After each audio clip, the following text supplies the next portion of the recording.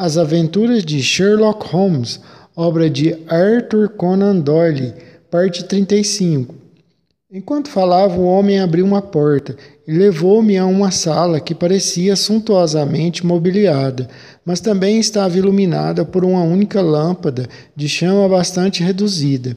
A peça era ampla e o fato de meus pés afundarem nos tapetes indicava sua riqueza. Vi de relance poltronas forradas de veludo, uma lareira alta de mármore branco, junto à qual havia uma armadura que me pareceu japonesa. Sob a lâmpada havia uma cadeira e o senhor idoso fez sinal para que eu me sentasse. O rapaz desapareceu e voltou de repente por outra porta, trazendo um homem vestido com uma espécie de roupão solto que se aproximou lentamente de nós. Quando entrou no círculo de luz que me permitia vê-lo com mais nitidez, estremeci de horror. Estava extremamente pálido e magro e tinha os olhos saltados e brilhantes de alguém cuja energia interior ultrapassava as forças físicas. Mas o que mais me chocou, além dos sinais de fraqueza, foi o rosto grotescamente coberto de esparadrapo com uma faixa larga tapando-lhe a boca. "Trouxe a lousa, Harold?" perguntou o velho enquanto aquele estranho personagem deixou-se cair numa cadeira. "As mãos estão soltas? Dê-lhe o lápis. O senhor fará as perguntas, senhor Melas, e ele escreverá as respostas. Pergunte primeiro se está disposto a assinar os papéis." Os olhos do homem cintilaram enfurecidos. "Nunca!" Escreveu em grego na lousa. "Sob nenhuma condição?" Pergunte, a pedido do nosso tirano. Perguntei. "Somente se eu a vir casada na minha presença por um sacerdote grego que eu conheça." O homem soltou uma risadinha venenosa. "Nesse caso, sabe o que o aguarda, né? Não importa o que se possa acontecer comigo." Estes são exemplos das perguntas e respostas que constituíram a nossa estranha conversa, Sr. Holmes, meio falada e meio escrita. Pediram-me que perguntasse ao homem várias vezes se ele assinaria o tal documento e recebi sempre a mesma resposta, indignada, que não, jamais assinaria, mas logo ocorreu-me uma ideia feliz. Passei a acrescentar pequenas sentenças a cada pergunta, no início inocentes, a fim de verificar se um dos homens estava percebendo qualquer coisa, e depois, ao ver que não mostravam nenhum sinal de compreensão, iniciei um jogo mais perigoso. Nossa conversa foi mais ou menos a seguinte: "Não conseguirá nada com essa obstinação. Quem é você?" "Não importa. Sou um estranho em Londres." "Seu destino está em suas mãos. Há quanto tempo está aqui?" "Isso não importa. Há umas 3 semanas." "Esta propriedade jamais será sua. Qual é o seu problema?" "Não cairá nas mãos de bandidos, ao menos. Estão me matando de fome. Sairá daqui em liberdade se assinar o tal documento." "Que casa é esta?" "Não assinarei jamais, nunca. Não assinarei." "Não sei que casa é esta." "Não está fazendo nenhum favor a ela. Como se chama?" "Quero ouvir a resposta diretamente dela." "Cratídeis." "Poderá vê-la se assinar. De onde você veio?" "Então, nunca mais retornarei a vê-la. Eu vim de Atenas." "Mais 5 minutos, Sr. Holmes, e eu obteria toda a história na cara dos homens. Eles não entendiam grego, eu poderia conversar à vontade." A minha pergunta seguinte teria esclarecido a questão, mas naquele instante a porta se abriu e uma mulher entrou na sala. Não a vi com nitidez suficiente, mas sei que era alta e graciosa, de cabelos pretos e vestia uma espécie de bata branca flutuante. "Harold." Não aguentei mais. Ela falava inglês com sotaque. "Fico tão solitária lá em cima, somente com... Oh, meu Deus, é Paul."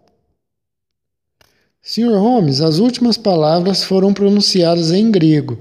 No mesmo instante, o homem, num esforço supremo, arrancou o esparadrapo da boca e, gritando "Sophie, Sophie", correu a abraçá-la, mas o abraço durou apenas um instante, pois o rapaz agarrou a mulher e a arrastou para fora da sala, enquanto o mais velho facilmente dominava a vítima enfraquecida, arrastando-a para a outra porta. Vendo-me sozinho por um instante na sala, levantei-me com a vaga ideia de obter uma pista a respeito daquela casa onde estava. Felizmente, porém, não fiz coisa alguma, pois quando ergui a cabeça, dei com o homem mais velho parado à porta e olhando para mim. Quieto, senhor Melas. Deve ter percebido que lhe permitimos tomar conhecimento de assunto muito particular. Não teríamos incomodado se o nosso amigo que fala grego e iniciou as negociações não fosse obrigado a voltar para o Oriente. Era necessário encontrar alguém para substituí-lo, e ficamos sabendo dos seus talentos. Inclinei-me. Aqui estão 5 libras, ele disse, aproximando-se. Espero que sejam suficientes, mas lembre-se, com um risinho, bateu de leve no meu peito. Se falar com alguém a respeito deste caso, a uma só pessoa, que seja, que Deus tenha misericórdia de sua alma. Não sei expressar a repulsa e o horror que aquele homenzinho de aparência insignificante me inspirou, Sr. Holmes. Eu o via com mais nitidez agora que a luz incidia sobre ele. Tinha traços aquilinos, tez pálida, barba curta e pontuda, desgrenhada e maltratada. Ao falar, aproximou o rosto do meu. Seus lábios e pálpebras estavam em contínuo movimento, como os de alguém que sofresse da doença de São Guido. Ocorreu-me também que aquele risinho estranho era sintoma de uma doença nervosa. O terror que seu rosto inspirava vinha dos olhos cinza-aço, de brilho frio, revelando em suas profundezas uma crueldade inexorável. Ficaremos sabendo se você falar no assunto. Temos nossos canais de informações.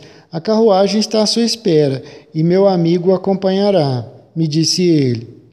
Fizeram-me atravessar às pressas o vestíbulo e entrar no veículo, e nessa hora pude ver de relance as árvores e um jardim, Sr. Holmes. O Sr. Latimer seguiu-me de perto e sentou-se na minha frente sem pronunciar uma palavra. Percorremos em silêncio a distância interminável, vidros fechados, até que finalmente, pouco depois da meia-noite, a carruagem parou. Salte aqui, Sr. Melas, disse o meu companheiro. Lamento deixá-lo tão longe de sua casa, mas não há alternativa. Qualquer tentativa sua de seguir a carruagem resultará em dano para sua pessoa. Abriu a porta e mal tive tempo de saltar, pois o cocheiro chicoteou o cavalo e o veículo se afastou ruidosamente. Olhei em torno, espantado. Estava numa espécie de descampado coberto de arbustos de tojo. Ao longe estendia-se uma fileira de casas. Uma luz brilhava aqui e ali nos pavimentos superiores. Do lado oposto, vi os sinais vermelhos de uma estrada de ferro. A carruagem já havia desaparecido, Sr. Holmes. Olhei em volta, perguntando a mim mesmo onde eu estaria, quando percebi que alguém se aproximava na escuridão. Quando estava perto de mim, vi que se tratava de um carregador da estrada de ferro. Pode me dizer, senhor, que lugar é este? Lhe perguntei. Common, ele respondeu. Posso pegar algum trem para a cidade? Se caminhar cerca de 2 quilômetros, chegará a Clapham Junction, a tempo de pegar o último trem para Victoria. Foi assim que terminou a minha aventura, Sr. Holmes. Não sei onde estive ou com quem falei, nada sei além do que acabo de contar-lhe, mas sei que algo de muito estranho, torpe, está acontecendo naquele local e quero ajudar aquele infeliz homem, se for possível. Contei a história ao Sr. Mycroft Holmes, seu irmão, na manhã seguinte, e mais tarde à polícia. Ficamos em silêncio por algum tempo, depois de ouvir essa narrativa extraordinária. Então, Sherlock Holmes olhou para o irmão. Alguma providência? Mycroft perguntou. Mycroft pegou o Daily News, que estava a uma mesinha. Quem puder fornecer qualquer informação sobre o paradeiro de um senhor grego chamado Paucrátides de Atenas e que não fala inglês, receberá uma recompensa. Recompensa similar será entregue a quem der informações referentes a uma senhora grega cujo primeiro nome é Sophie. X 2473. Foi publicado em todos os jornais, não houve resposta. E a legação da Grécia? Já indaguei, não sabem de nada. Um telegrama ao chefe de polícia de Atenas, então. Sherlock concentrou toda a energia da família. Comentou Mycroft, virando para mim. Fique com o caso e avise-me se conseguir algum resultado. Combinado, disse meu amigo, levantando-se. Eu me comunicarei com você e também com o Sr. Melas, mas se eu fosse... O senhor ficaria bastante alerta, pois devem saber pelos anúncios que os traiu. Enquanto caminhávamos para casa, Holmes entrou numa agência dos telégrafos e enviou vários telegramas. Nosso serão não foi desperdiçado, Watson, observou Holmes. Alguns dos meus casos mais interessantes chegaram-me por intermédio de Mycroft, meu irmão. O problema que acabamos de ouvir, embora só possa admitir uma explicação, tem características singulares. Espera solucioná-lo? Lhe perguntei. Sabemos tanta coisa a respeito que seria estranho se não descobríssemos o resto. Você mesmo já deve ter elaborado alguma teoria que explique os fatos que acabamos de ouvir. Não é, Watson? Sim, uma teoria vaga, Holmes.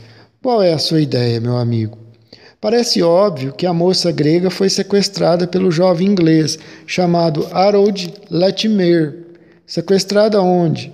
Atenas, talvez. Sherlock Holmes meneou a cabeça. O rapaz não falava uma só palavra de grego, Watson. A moça falava inglês razoavelmente, donde se deduz que estava na Inglaterra havia algum tempo e que ele não esteve na Grécia. Então presume-se que ela veio uma vez em visita à Inglaterra e que Harold a convenceu a fugir com ele. Isso é mais provável, Watson. Então o irmão, pois creio que esse é parentesco, veio da Grécia para... Então o irmão, pois creio que é esse o parentesco, veio da Grécia para interferir. Imprudentemente colocou-se à mercê do rapaz e de seu sócio mais velho. Agarraram-no e usaram de violência para obrigá-lo a assinar papéis que transferiam para o nome deles a fortuna da moça, da qual ele deve ser o administrador. Ele se recusa a assinar. Para negociar, precisam de um intérprete e se apoderam do pobre do Sr. Melas depois de usar outra pessoa. A moça não é informada da chegada do irmão e fica sabendo por mero acaso. Excelente, Watson, exclamou Holmes. Creio que não está muito longe da verdade. Temos todas as cartas na mão e só devemos temer algum ato repentino de violência por parte deles. Se nos derem tempo, nós os pegaremos. Mas como encontraremos a casa, Holmes? Se nossas conjecturas estiverem corretas, o nome da moça é ou era Sophie Cratides. Não será difícil encontrá-la. É a nossa maior esperança, pois o irmão, naturalmente, não passa de um completo estranho. Claro que se passou algum tempo desde que este Harold travou relações com a moça. Semanas, pelo menos, até o irmão saber na Grécia e vir para cá. Se os jovens estavam vivendo juntos nesse período, é provável que obtenhamos alguma resposta ao anúncio de Mycroft. Enquanto conversávamos, chegamos à nossa casa na Baker Street. Holmes subiu na frente e, ao abrir a porta da sala, soltou uma exclamação de surpresa. Olhando por cima do ombro dele, levei um susto igual. Mycroft estava sentado numa poltrona. Entre, Sherlock. Entre, senhor. Falou tranquilo, sorrindo diante da nossa surpresa. Não esperava tanta energia de minha parte, não é, Sherlock? Mas este caso me atrai, disse o irmão de Sherlock Holmes. Ora, meu irmão, como veio até aqui tão rápido? Passei por vocês num cabriolé Aconteceu alguma coisa? Recebi uma resposta ao meu anúncio, Holmes. Ah, chegou alguns minutos depois que saíram. E que dizia? Mycroft Holmes tirou do bolso um papel. Aqui está, escrita com pena sobre papel creme por um homem de meia idade e constituição franzina. Senhor, diz ele, em resposta ao seu anúncio de hoje, quero informar que conheço muito bem a senhora em questão. Se quiser me visitar, eu lhe darei alguns detalhes de sua dolorosa história. Ela reside no momento em T. Myrtles. Seu atenciosamente, J. Davenport. Remeteu a carta de Lower Brixton, observou Mycroft Holmes. Não acha que devemos ir agora tomar conhecimento desses detalhes, Sherlock? Meu caro Mycroft, a vida do irmão é mais valiosa do que a história da irmã. Creio que devemos ir a Scotland Yard, procurar o inspetor Gregson e seguir direto para o local. Sabemos que há um homem condenado à morte e cada hora que passa é decisiva. É melhor pegarmos o Sr. Melas no caminho, sugeri. Vamos precisar de um intérprete. Excelente, aprovou Sherlock Holmes. Mande o garoto buscar uma carruagem e partiremos imediatamente. Abriu a gaveta da escrivaninha enquanto falava e notei que enfiava o revólver no bolso. Em resposta ao meu olhar, disse: Sim, pelo que soubemos, estão lidando com gente muito perigosa, Watson. Era quase noite quando chegamos a Pall Mall, onde morava o Sr. Melas. Um senhor acabava de vir buscá-lo de carruagem. Sabe para onde foi? Perguntou Mycroft Holmes. Não, senhor, respondeu a mulher que abriu a porta. Sei apenas que saiu de carruagem com um senhor. E ele deu o nome? Não, senhor. Era um rapaz alto, bonito e moreno. Perguntou Mycroft. Não, senhor, era um cavalheiro baixinho, de óculos, rosto magro, mas muito simpático. Ria o tempo todo. Vamos, disse Sherlock Holmes bruscamente. O caso está ficando sério. Observou enquanto nos dirigimos a Scotland Yard. Aquela gente sequestrou o Melas de novo. Ele é um homem sem coragem física, como eles sabem pela experiência da noite passada. O bandido conseguiu aterrorizá-lo com uma simples presença. Querem, sem dúvida, os seus serviços profissionais, mas depois de usá-lo vão querer castigá-lo pelo que devem considerar uma traição. Nossa esperança era que, tomando o trem, pudéssemos chegar ao local tão depressa ou mais que a carruagem. Mas ao chegarmos a Scotland Yard, levamos mais uma hora para encontrar o inspetor Gregson e cumprir as formalidades legais que nos permitiriam entrar na casa. Eram 21h45, portanto, quando chegamos a London Bridge e levamos mais meia hora para saltarmos na plataforma. No local, um percurso de 1 quilômetro levou-nos até Myrtles, uma casa ampla e escura, separada da estrada pelos jardins que a cercavam. Dispensamos a carruagem e percorremos juntos a Alameda. As janelas estão todas fechadas, observou o inspetor. A casa parece deserta. Os pássaros abandonaram o ninho, disse Holmes. Por que pensa assim? Uma carruagem pesada, carregada de bagagens, passou por aqui há 1 hora. O inspetor riu. Vi as marcas das rodas à luz do portão. Mas como sabe da bagagem, Sr. Holmes? Deve ter observado as mesmas marcas, seguindo na direção oposta, mas as que saem são bem mais profundas, a ponto de podermos dizer com certeza que o veículo levava um peso considerável. O senhor é um pouco complicado demais para mim com suas teorias, Sr. Holmes, disse o inspetor, dando de ombros. Não será fácil forçar aquela porta, mas tentaremos e se ninguém nos atender. Bateu com força a aldrava, puxou a campainha, mas inutilmente. Holmes, que havia desaparecido, voltou daí a instantes. Abri uma janela, anunciou. Ainda bem que está do lado da lei e não contra ela, Sr. Holmes, brincou o inspetor, quando percebeu a habilidade com que meu amigo havia forçado a fechadura. Creio que nessas circunstâncias podemos entrar sem esperar convite. Um após o outro, penetramos no salão, que era, evidentemente, aquele em que havia estado o Sr. Melas. O inspetor acendeu a lanterna e vimos as duas portas, a cortina, a lâmpada e a armadura de malha japonesa que ele havia descrito. Na mesa, viam-se 2 copos, uma garrafa vazia de brandy e outros copos e um resto de refeição. O que é isto? Perguntou Holmes de repente. Imóveis. Ouvimos um som baixo, semelhante a um gemido, vindo de algum lugar acima de nossa cabeça. Holmes correu para a porta e foi até o vestíbulo. O ruído vinha do 2º andar. Ele subiu a escada correndo, seguido de perto pelo inspetor e por mim, enquanto Mycroft nos acompanhava tão depressa quanto seu corpo volumoso lhe permitia. No 2º andar, ficamos diante de 3 portas.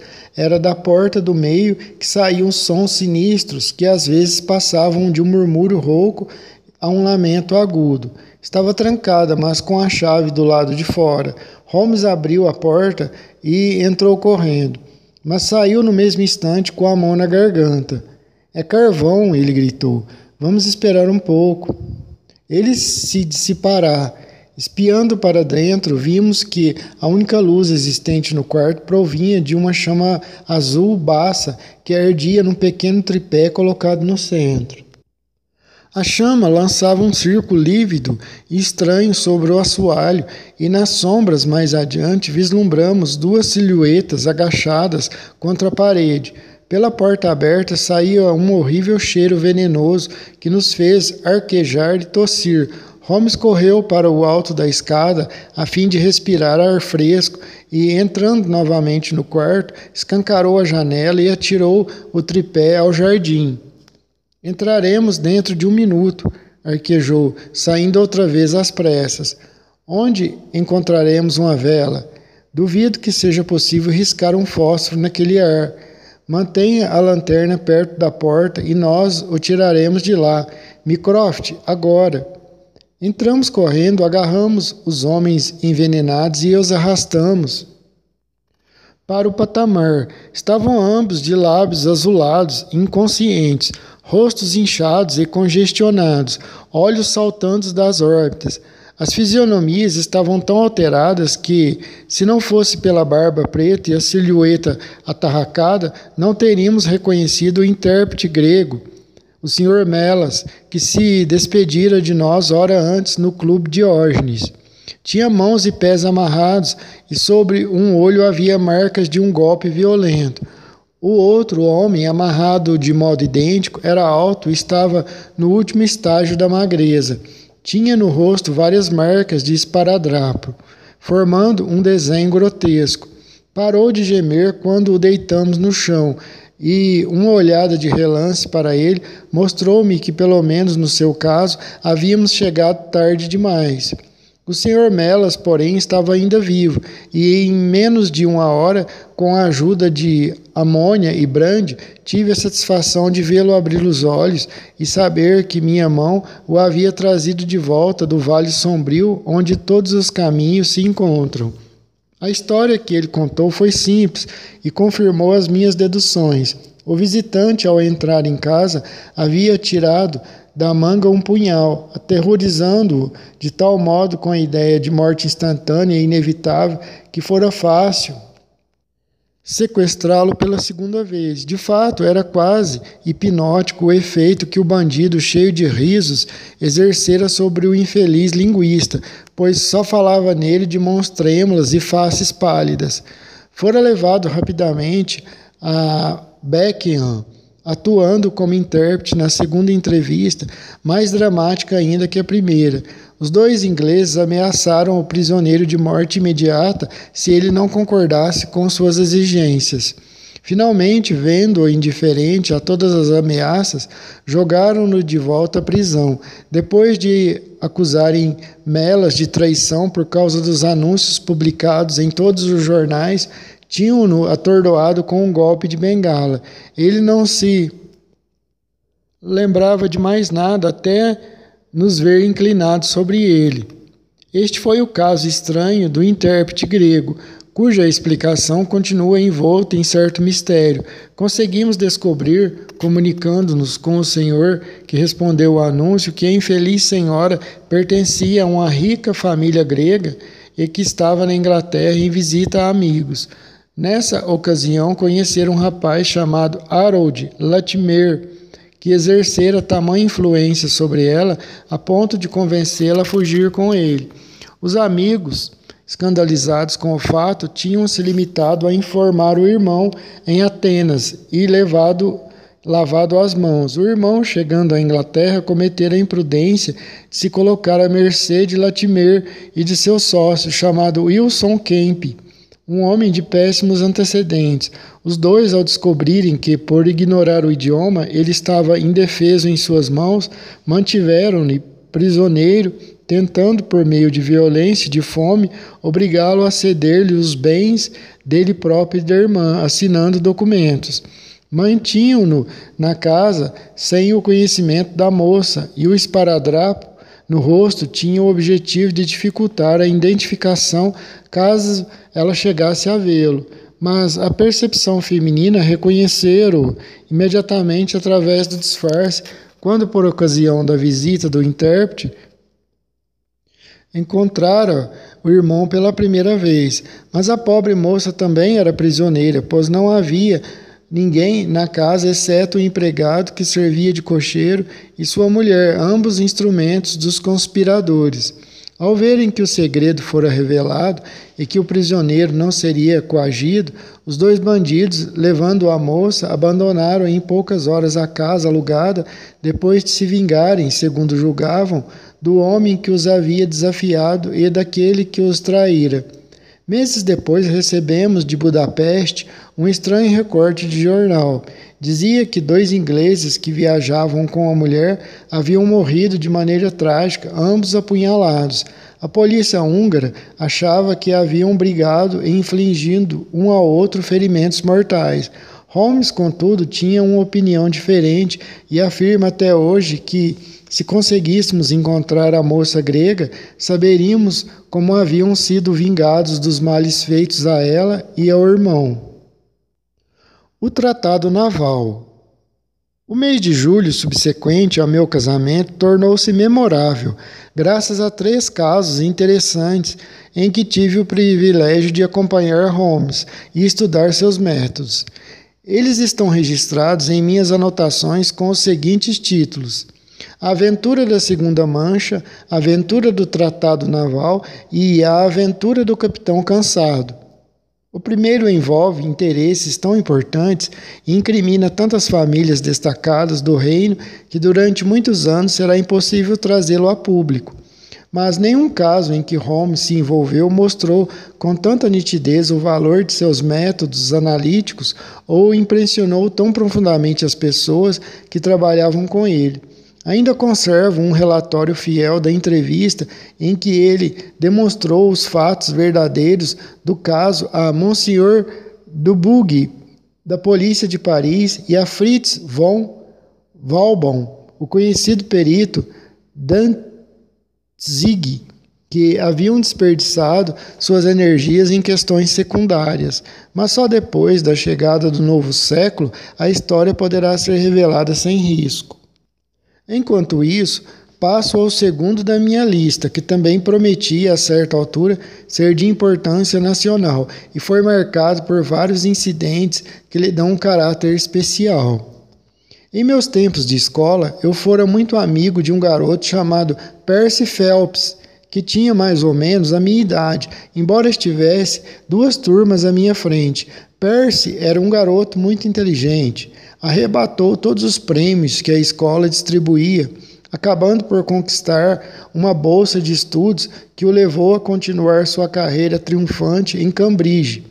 Tinha excelentes relações e mesmo quando não passávamos de garotinhos, sabíamos que o irmão da mãe dele era o Lord Aldrich o Grande. político conservador. Esse importante parentesco de pouco lhe serviu na escola. Pelo contrário, achávamos emocionante persegui-lo no recreio, agredindo-o nos tornozelos com um bastão de cricket. Mas as coisas mudaram quando ele ingressou no mundo exterior. Ouvi falar vagamente de seus talentos e, graças à influência que o protegia, conquistou um bom cargo no Foreign Office. Daí em diante esqueci-me completamente do colega, até que esta carta recordou-me de sua existência. Brierby, Woking, meu caro Watson, estou de que se lembra de Tupole Phelps. Estou certo de que se lembra de Tadpole Phelps, que cursava o 5º ano quando você estava no 3º. É possível até que tenha ouvido dizer que, graças à influência do meu tio, conseguiu um bom lugar no Foreign Office, em cargo de confiança e prestígio, até que uma desgraça terrível destruiu completamente a minha carreira. Inútil expor os detalhes do medonho acontecimento. Se concordar, Watson, com meu pedido, é provável que eu os revele a você. Acabo de me recuperar de 9 semanas de febre alta, mas sinto-me ainda extremamente fraco. Acha que poderia trazer o seu amigo, o Sr. Sherlock Holmes, para conversar comigo, Watson? Gostaria de ouvir a opinião dele sobre o caso, embora as autoridades me assegurem que não há nada a fazer. Procure trazê-lo o mais depressa possível. Procure trazer o mais depressa possível. Cada minuto parece uma hora enquanto vivo neste horrível suspense, amigo Watson. Diga ao Sr. Holmes que não pedi antes a sua orientação, não foi por desdenhar dos talentos dele, sim porque estive fora de mim depois do golpe. Agora estou novamente em meu juízo perfeito, embora não ouse pensar muito no caso, temendo uma recaída. Continuo tão fraco que esta carta precisou ser ditada. Procure trazê-lo, Watson. Seu velho colega Percy Phelps. Ao ler a carta, algo me comoveu. Qualquer coisa de lamentoso nos reiterados apelos para que eu levasse Holmes. Fiquei tão comovido que, embora o caso fosse difícil, eu tentaria, pois sabia que Holmes amava muito a sua arte e estava sempre tão disposto a ajudar um cliente quanto este a receber ajuda. Minha mulher concordou comigo em que eu deveria me comunicar imediatamente com Holmes, de modo que, 1 hora após o café da manhã, eu estava de volta ao velho apartamento da Baker Street. Holmes, de roupão, estava sentado à sua mesinha e totalmente concentrado em uma pesquisa química. Uma grande retorta fervia furiosamente sobre a chama azulada de um bico de Bunsen, e as gotas destiladas condensavam-se num grande recipiente de 2 litros. Meu amigo mal ergueu os olhos quando entrei, e eu, vendo que a experiência era importante, sentei-me numa poltrona e fiquei aguardando. Ele mexeu em vários recipientes, colhendo gotas de cada um de suas pipetas de vidro e, finalmente, trouxe para a mesa um tubo de ensaio que continha uma solução. Com a mão direita, segurava um pedaço de papel de litmus.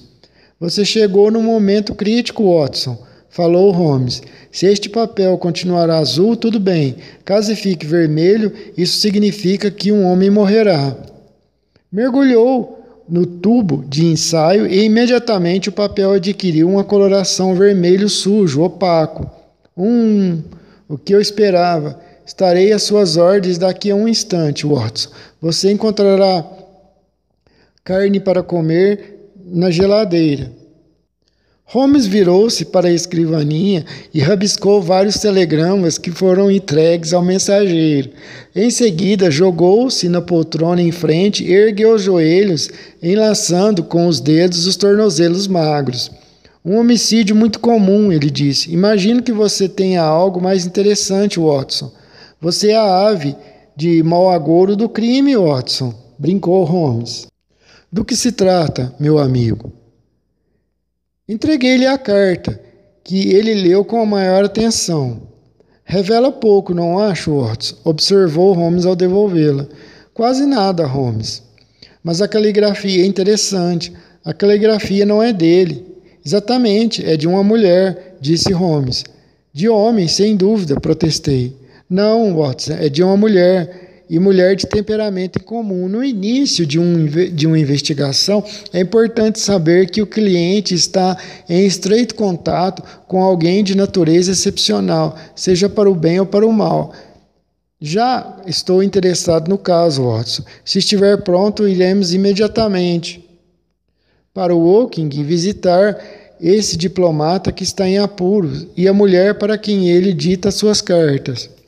Tivemos a sorte de pegar logo um trem em Waterloo e, em pouco tempo, em menos de uma hora, estávamos entre os abetos e as urzes de Woking. Brer Bay era uma casa grande e isolada, constituída de um terreno extenso a poucos minutos da estação. Depois de entregar nossos cartões, fomos levados até um salão mobiliado com elegância, onde apareceu pouco tempo depois um senhor um tanto gordo, que nos recebeu com muita cordialidade. Devia estar mais perto dos 40 anos que dos 30, mas era tão corado e tinha os olhos tão alegres que dava a impressão de ser um garoto gorducho e levado. Ainda bem que vieram, disse o homem apertando-nos as mãos efusivamente. Percy perguntou pelos dois a manhã inteira. O meu pobre amigo agarrava-se a qualquer esperança. Os pais dele pediram-me que os recebesse, pois a simples menção do caso é muito penosa para eles. Ainda não conhecemos os detalhes, observou Holmes. Noto que não pertence à família. O homem pareceu surpreso e depois, baixando a vista, começou a rir. Notou o JH no meu medalhão. Por um momento pensei que se tratasse de algo muito inteligente. Joseph Harrison é o meu nome, e como Percy vai se casar com minha irmã Anne, serei parente por afinidade. Encontrarão minha irmã no quarto dele, porque é ela quem vem cuidando dele nos últimos meses. Será melhor subirmos logo, porque sei que ele está muito impaciente, senhores. O quarto ao qual nos conduziram ficava no meio andar do salão. Estava mobiliado em parte como sala de estar, em parte como quarto de dormir, com flores artisticamente arrumadas em todos os recantos. Um rapaz muito pálido e abatido estava deitado num sofá perto da janela aberta, por onde entravam os perfumes do jardim e o ar cálido do dia de verão. Junto dele estava uma mulher que se levantou quando entramos. Quer que eu saia, Percy? Ela perguntou, segurando-lhe a mão com carinho. E ele a reteve. Como vai, Watson? Ele perguntou cordialmente a mim. Não o reconheceria com esse bigode e creio que você também seria incapaz de jurar que sou eu. Este é o seu célebre amigo, Sr. Sherlock Holmes, eu presumo. Apresentei-o em poucas palavras e nos sentamos. O rapaz gordo havia desaparecido, mas a irmã continuou segurando a mão do inválido noivo. Era vistosa e atraente, um tanto baixa e roliça para uma perfeita simetria, mas com bela tez, cor de oliva, grandes olhos negros e farta cabeleira da mesma cor. Seu colorido acentuado tornava ainda mais pálido, desgastado e abatido o rosto do rapaz. Não pretendo desperdiçar seu tempo, disse ele, erguendo-se um pouco no sofá. Vou direto ao assunto, sem preâmbulos. Eu era um homem feliz e bem-sucedido, Sr. Holmes, e às vésperas do meu casamento, uma desgraça repentina e terrível destruiu todas as minhas perspectivas. Como, Watson? Deve ter lhe contado, eu estava em Foreign Office, por influência de meu tio, Lord Holdshurst, e cheguei rapidamente a um cargo de confiança. Quando meu tio se tornou ministro do exterior no atual governo, confiou-me várias missões sigilosas e eu as cumpri com êxito, e isso fez com que ele depositasse uma confiança absoluta na minha capacidade e tato. Há quase 10 semanas, para ser mais exato, no dia 23 de maio, ele me chamou ao seu gabinete particular e, depois de me cumprimentar pelo bom trabalho que eu estava executando, informou que me confiaria uma missão sigilosa. Ele pegou um rolo de papel cinzento que estava na escrivaninha e disse: "Este é o original daquele tratado secreto entre a Inglaterra e a Itália, sobre o qual, lamento dizer, alguns boatos já chegaram à imprensa. É fundamental que nada mais seja divulgado. As embaixadas da França e da Rússia pegariam uma quantia imensa para tomar conhecimento do conteúdo destes papéis. Eles não sairiam do meu gabinete se não fosse absolutamente necessário mandar copiá-los. Você tem escrivaninha na sua sala?" "Tenho sim, senhor." "Então leve o tratado e tranque-o lá. Deixareis instruções para que você permaneça aqui depois que os outros saírem, a fim de poder copiá-lo à vontade, sem medo de ser observado. Quando terminar, volte a trancar o original e a cópia na sua escrivaninha e venha me entregar pessoalmente os documentos amanhã de manhã." Levei os documentos e... "Um momento", interrompeu Sherlock Holmes. "Estavam sozinhos durante essa conversa, rapaz?" "Sim, Sr. Holmes, totalmente. Numa sala ampla, com 9 metros de lado." "Estavam no centro?" "Sim, mais ou menos."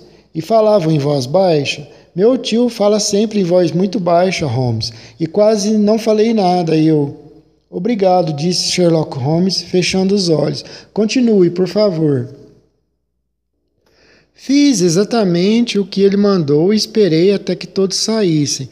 Um dos funcionários que trabalham na minha sala, Charles Gorot, tinha uma tarefa atrasada para pôr em dia, de modo que eu o deixei ali enquanto eu saía para jantar. Quando voltei, ele já havia saído. Eu estava ansioso para terminar o trabalho, pois sabia que Joseph, o Sr. Harrison, que acabam de conhecer, estava na cidade e iria para Woking pelo trem das 23 horas. Se fosse possível, eu gostaria de pegá-lo também.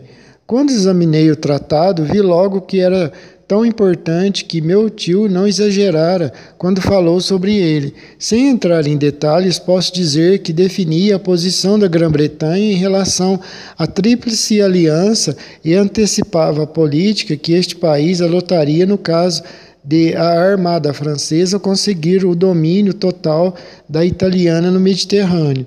As questões que ele aborda eram puramente navais. O documento trazia as assinaturas de altos dignatários.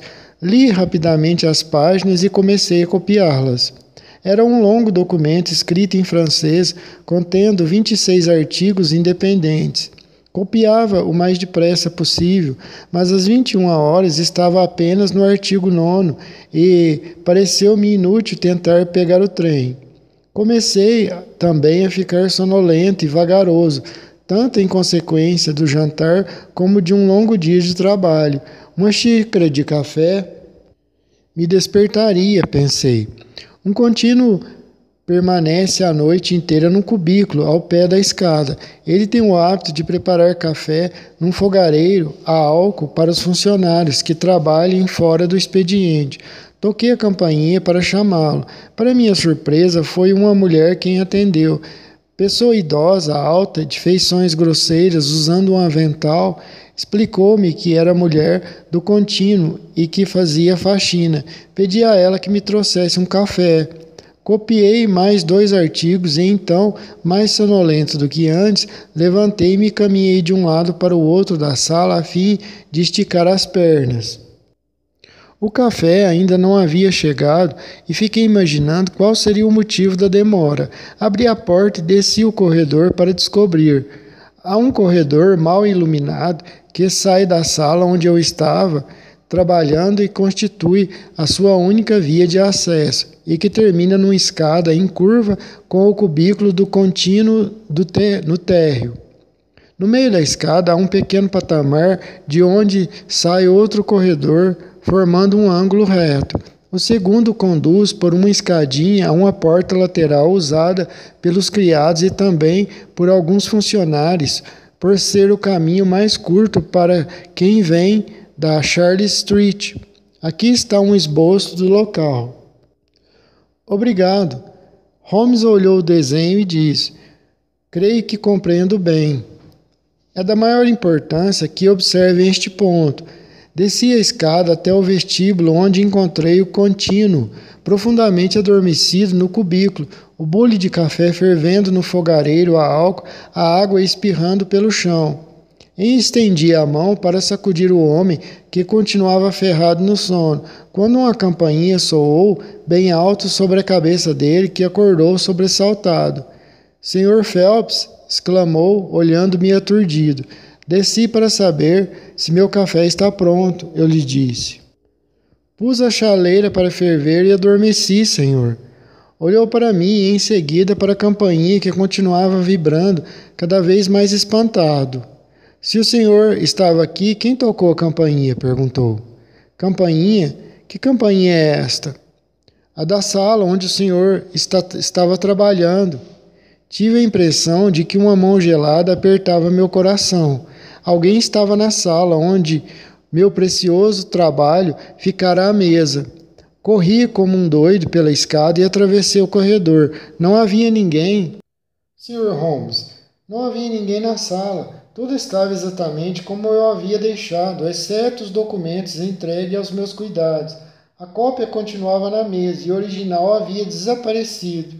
Holmes retesou-se na cadeira e esfregou as mãos. Percebi que o problema era do tipo que ele gostava. O que fez então? Murmurou Holmes. Percebi imediatamente que o ladrão devia ter subido a escada depois de entrar pela porta lateral. É claro que eu o teria encontrado se ele viesse pelo lado oposto.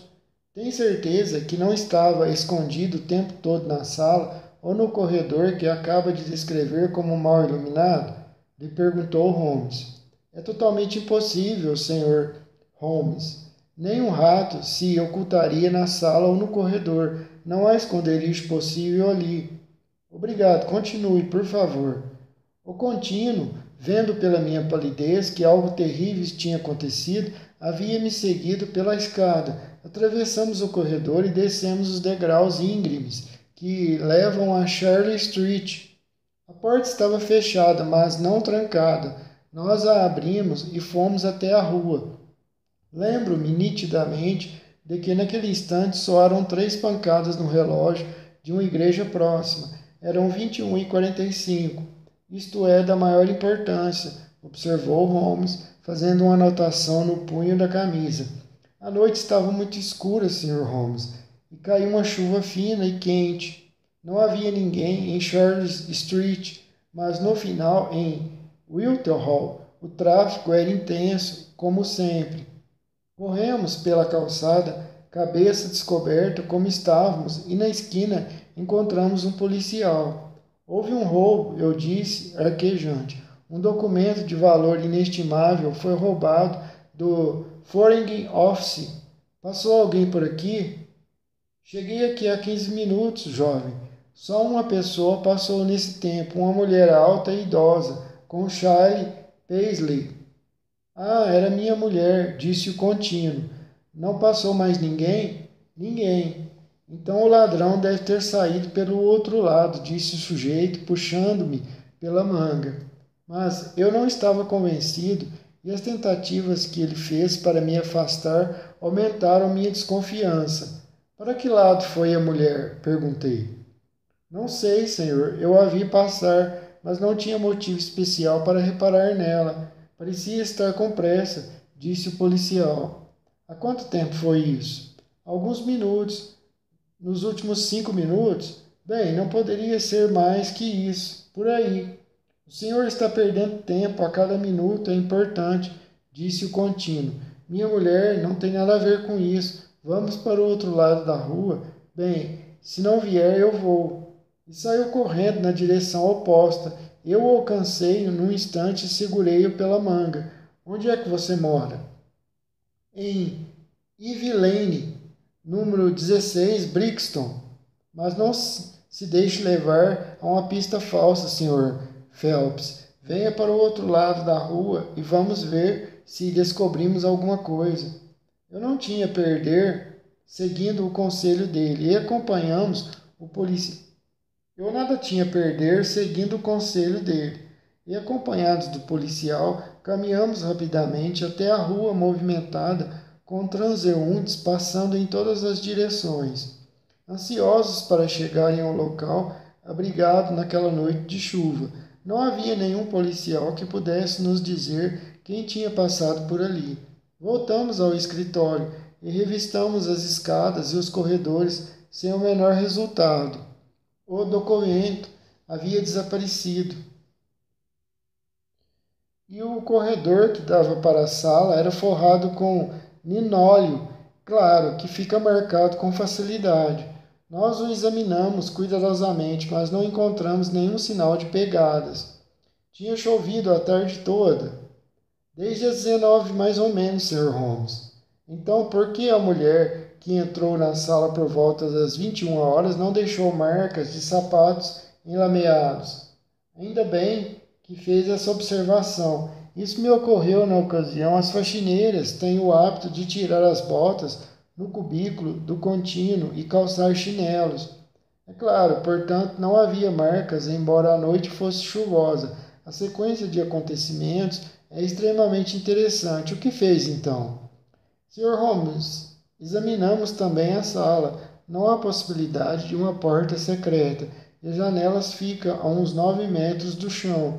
Ambas estavam fechadas por dentro. O tapete elimina a possibilidade de um alçapão e o teto é do tipo comum caiado de branco. Aposto a minha vida que quem roubou os documentos só poderia ter passado pela porta. E a lareira? Não a lareira, e sim uma estufa. A corda da campainha está presa ao fio à direita da minha mesa. Quem a tocou deve ter ido direto à escrivaninha. Mas por que um criminoso tocaria a campainha, dando sinal da sua própria presença? É um mistério insolúvel, disse o rapaz. O incidente, com certeza, é incomum. O que fez em seguida? Examinou a sala, presumo, para ver se o intruso havia deixado vestígios, uma ponta de charuto, uma luva caída, um grampo ou algo semelhante. Não encontramos nada, Sr. Holmes. Algum cheiro diferente? Não pensamos nisso. O cheiro de fumo seria importante nesse tipo de investigação.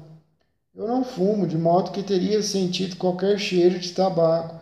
Não havia nenhuma pista. O único fato concreto foi que a mulher do contínuo, a senhorita Tangey, é o nome dela, saiu às pressas do local. Ele não conseguiu dar nenhuma explicação, a não ser que ela costuma ir para casa àquela hora. O policial e eu achamos que o melhor seria pegá-la antes que pudesse passar adiante os documentos, se estivessem com ela, claro. O alarme chegou a Scotland Yard e o Sr. Forbes, o detetive, veio imediatamente e assumiu o caso com bastante energia. Pegamos um fiacre e em meia hora estávamos no endereço que o contínuo havia me dado. Uma jovem abriu a porta. Soubemos que era a filha mais velha da senhorita Tangey. A mãe ainda não havia chegado e ficamos esperando. Cerca de 10 minutos depois, alguém bateu à porta e cometemos um erro grave pelo qual assumo a responsabilidade. Em vez de abrirmos a porta, deixamos que a moça o fizesse. Ouvimos quando ela disse: "Mamãe, tem 2 homens aqui à sua espera." Logo depois ouvimos passos apressados no corredor. Forbes abriu a porta da sala e corremos para a peça dos fundos, ou cozinha, mas a mulher havia chegado antes. Fitou-nos com olhos desafiadores e então, reconhecendo-me de repente, manifestou absoluto espanto. "É o Sr. Phelps do escritório", exclamou. "Quem pensava que éramos quando fugiu de nós?" perguntou o detetive. "Pensei que eram os cobradores. Tivemos problemas com um comerciante", ela disse. "A desculpa não serve", replicou o policial Forbes. "Temos motivos para acreditar que tirou documentos importantes do Foreign Office e correu até aqui para escondê-los. Terá que nos acompanhar a Scotland Yard para ser revistada." Ela protestou e resistiu em vão. Chamaram a carruagem e nós 3 voltamos nela, não sem antes examinar a cozinha e principalmente o fogão, para ver se ela teria escondido os papéis no instante em que ficou sozinha, mas não havia sinais de cinzas ou papel picado. Quando chegamos a Scotland Yard, ela foi entregue a uma policial para ser revistada. Esperei agoniado até que ela voltasse com o relatório. Não havia sinal dos documentos. Pela primeira vez fui dominado pelo horror da situação em toda a sua plenitude. Até então eu estivera agindo e a atividade entorpecera meu raciocínio. Tinha tanta certeza de que ia recuperar logo os documentos que não ousara pensar nas consequências, caso isso não ocorresse. Mas nada me restava a fazer e havia tempo de sobra para compreender a minha situação. Era horrível. Watson dirá que na escola eu era menino nervoso e sensível. É o meu temperamento. Pensei no meu tio e nos seus colegas do gabinete, na vergonha que eu traria para eles, para mim mesmo e para todos que estavam ligados a mim.